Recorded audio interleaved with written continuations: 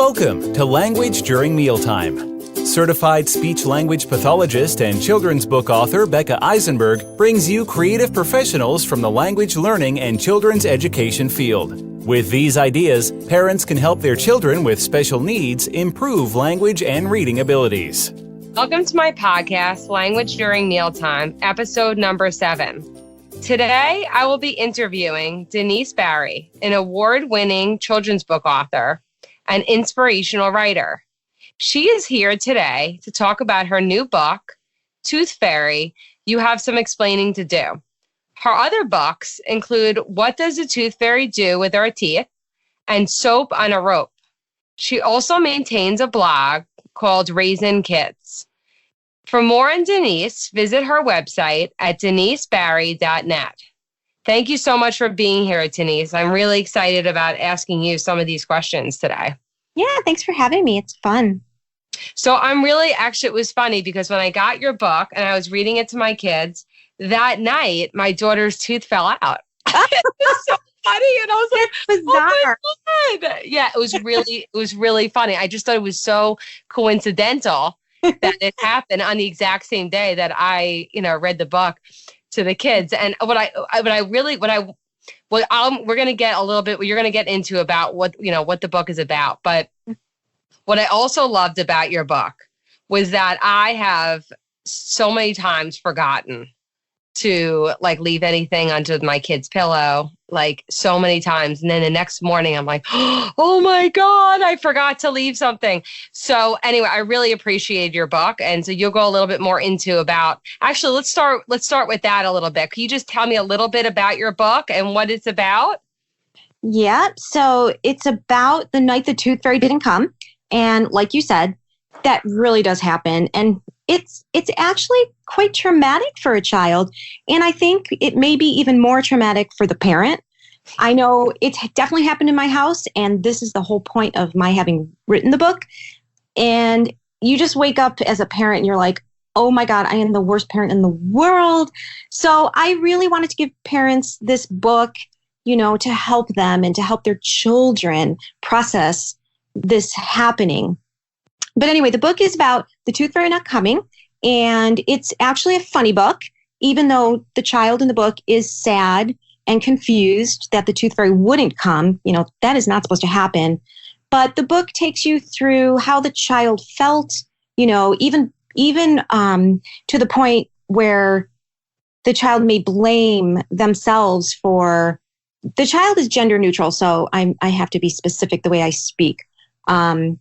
So, the child is confused and goes through scenarios like maybe my tooth wasn't sparkly enough.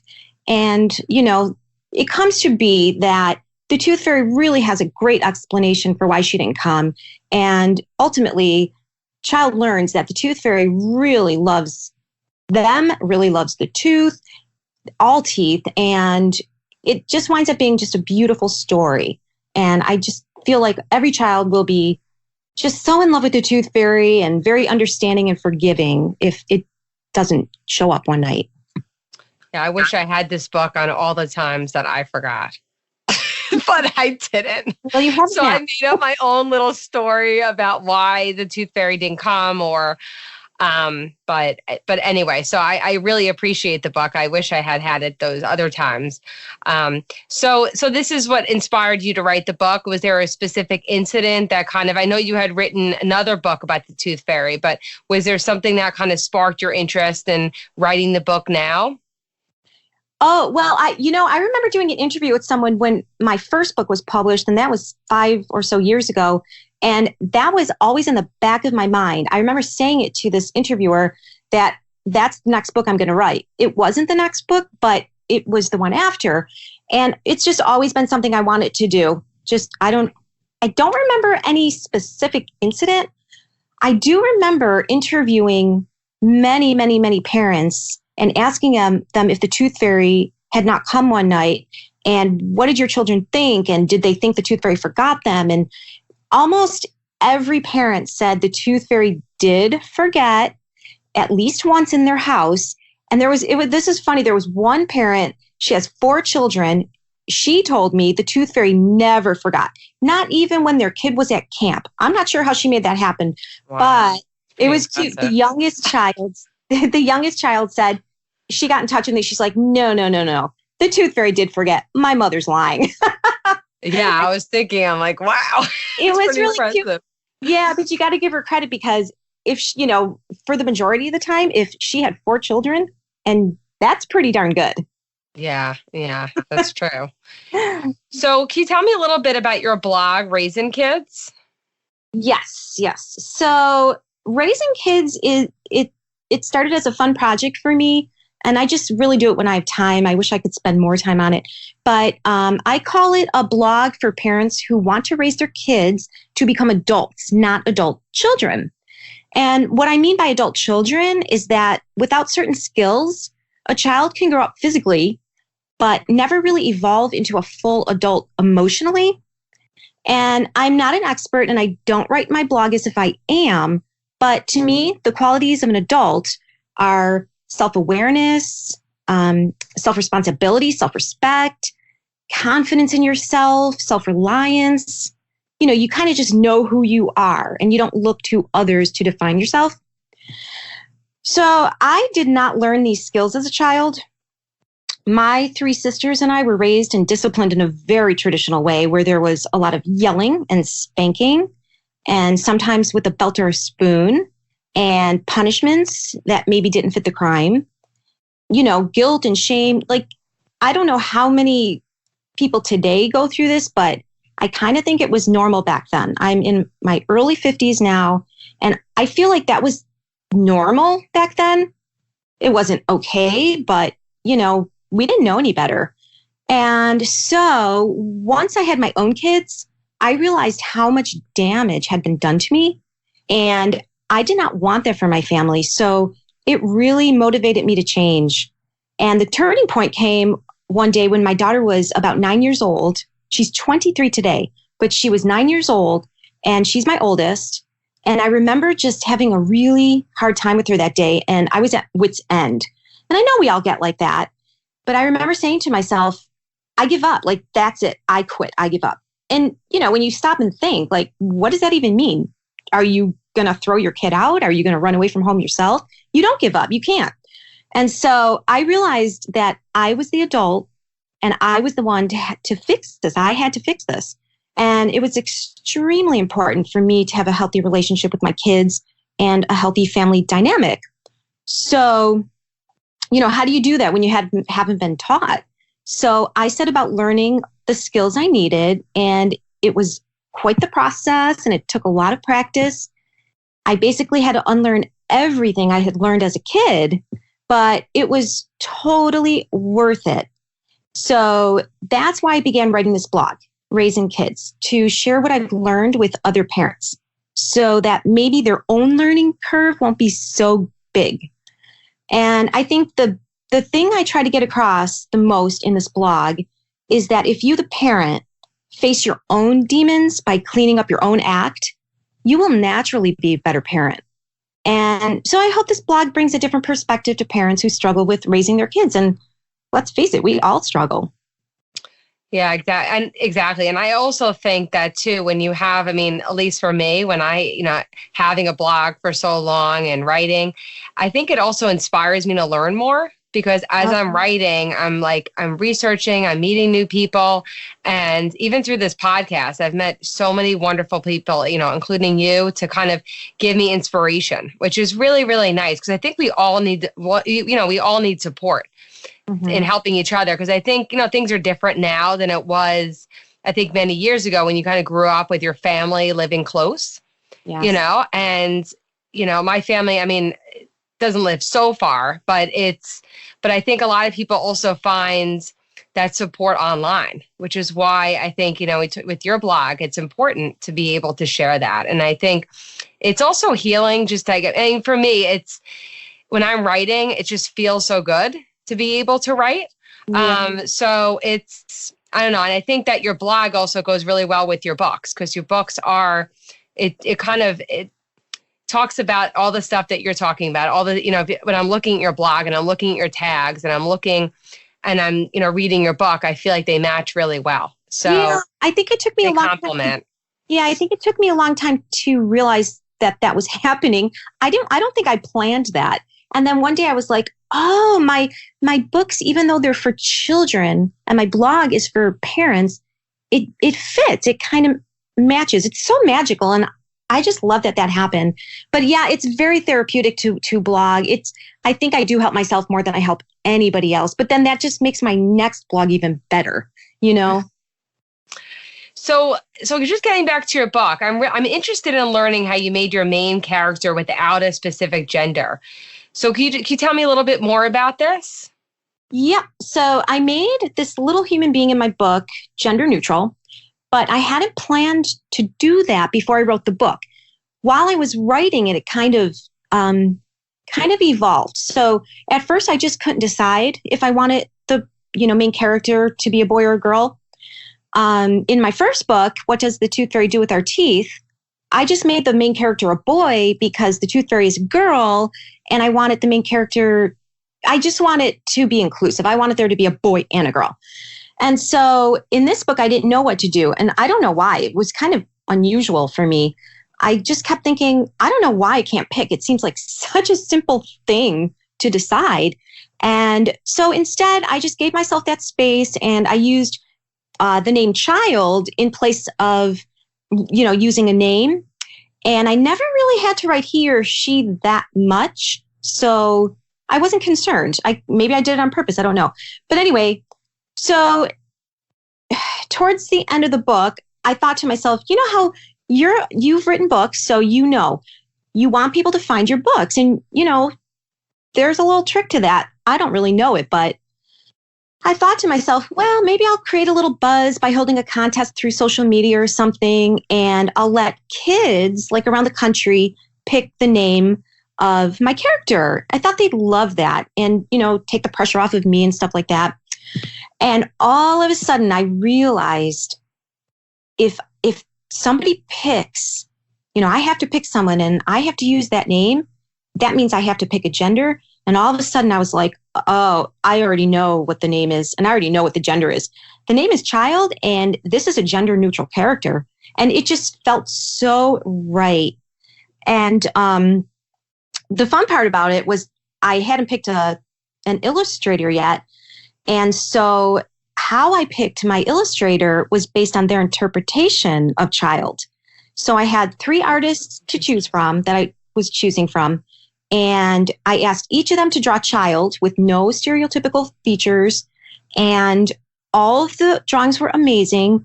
But Alejandro Y. Chavez was the one who drew what is currently child. And when I first saw the sketch, I showed it to my husband and my son were home that day. And I said, you guys, I think this looks more girly, more feminine. And both my husband and my son said, nope, this looks like a boy to me. And I was like, I disagree. We kind of an argument.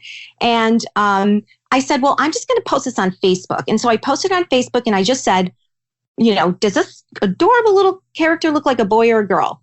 And I was hoping just to get a few responses, just so I could say, Alejandro, do this and do that.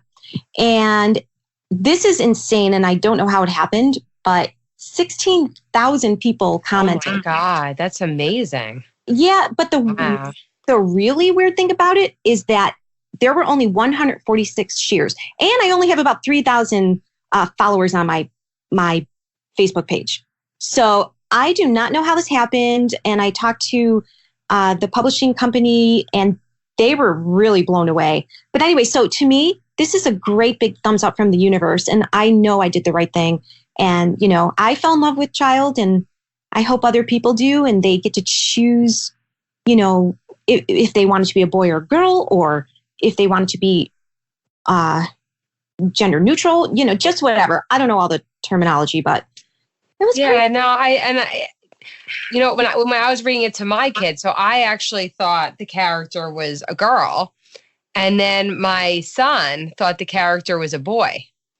So, and it's interesting. I really like that though, because there's all different ways to look at the character. And I think if anything, you're broadening your audience for a child of any gender to be able to identify with the character, because really what the story is about is that all kids lose their teeth.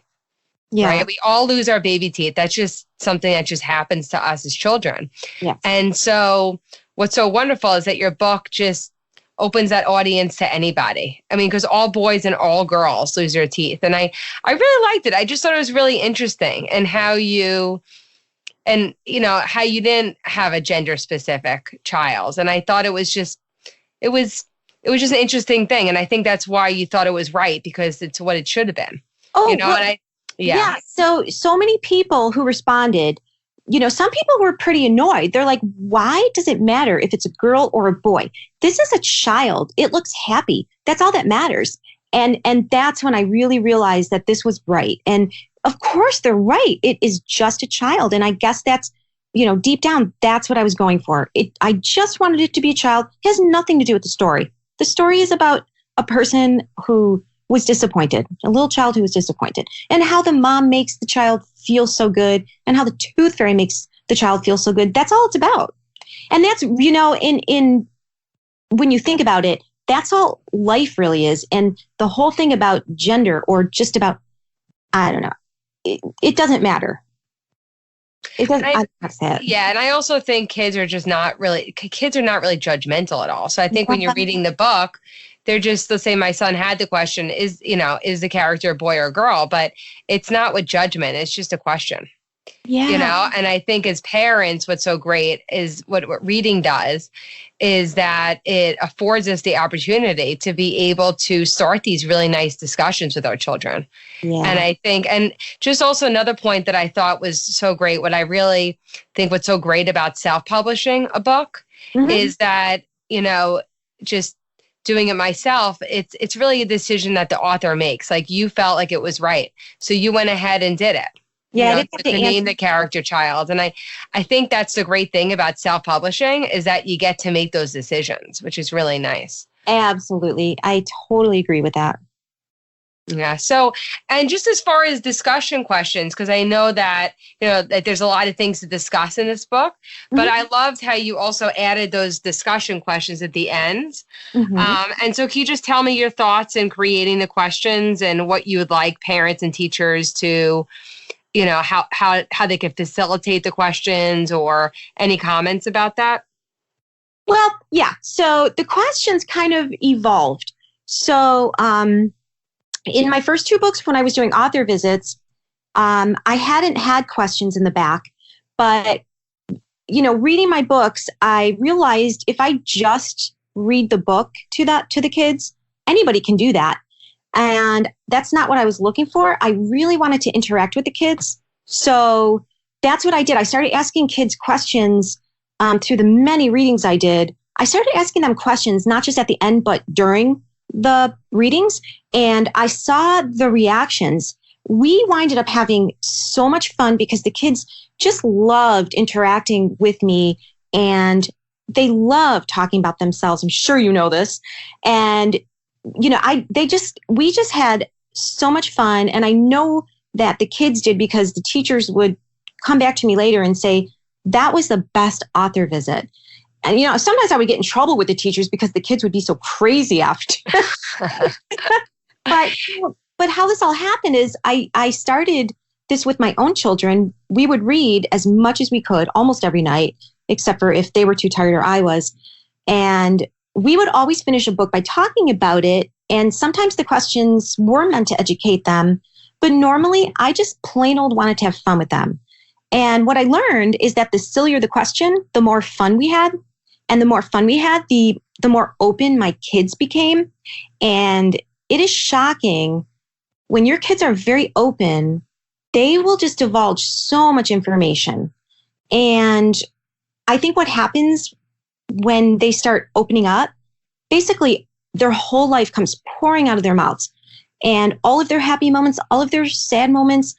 And then you get to facilitate, I guess you just get to catch everything and talk to them about life. Is just such a great opportunity to mentor them. And it's just such a beautiful thing to me. And so that's, definitely one of the reasons I did that. And I'm not really sure how I think teachers would just want to have fun with them. There's a couple learning questions in there, but most of the questions are kind of silly. I think I was focusing more on parents with their children, just because I think it's such a beautiful thing to lay there with your kid and, giggle and, just hear what your kids are thinking. But I think the biggest thing to me is these questions are meant to stimulate a child's imagination, because imagination is creation. And, the more they imagine, the bigger their story gets. One day, maybe they'll imagine a building into existence or a flying bicycle or something. I just think that's where it begins. Yeah. And also, I think what your book does is that it's a story that everyone could relate to. Mm-hmm. So, because all kids lose their teeth. So I'm just even thinking like in a classroom, because I work in schools, Mm-hmm. just to even, as far as like if there's any teachers listening, just some like carryover activities that I could think off the top of my head. Just even writing a story about when you last lost your tooth, or when the tooth fairy came and, what did she give you? Or if the tooth fairy ever did forget to come and what that felt like. Because I think, maybe I would think that most kids have had that, where the tooth fairy might have forgotten to come. But, One of my questions is, in the end of the book, do you think the child forgave the tooth fairy for not coming? So I think that is super wonderful for kids to, to create a story about what child may have been thinking. And it does teach forgiveness, and it does teach tolerance. And, maybe today didn't go as planned, but tomorrow is going to be better. There's a lot of lessons in there. Oh, for sure. Definitely. Yeah. So are you planning on writing a third book about tooth fairy? Because I see you have two. I'm like, where's the third one? I know. I don't know. My husband said maybe it's time to, do something else. I don't know. No, you have to finish the trilogy. You have to. That's true. All right. Well, maybe you'll come up with some ideas for me. I don't have right now. Well, I'm excited to keep, reading your blog and, just seeing what new projects come up. And is there anything else you wanted to add before we finish up? I don't know. I've been talking so much. Well, I think you've given us great insight into your book, and I know that people are really going to want to check it out because it's a really interesting book, and I have never seen a book about the tooth fairy forgetting to come. And I think it's just a great book to have in any library for any family. Thank so you. I think it's awesome. And I really I just appreciate you taking the time to talk to me and be able to just talk about your book and answer my questions, because it's been really interesting. So thank you. Thank you. So thank you for listening today. Listen and learn with us at Language During Mealtime.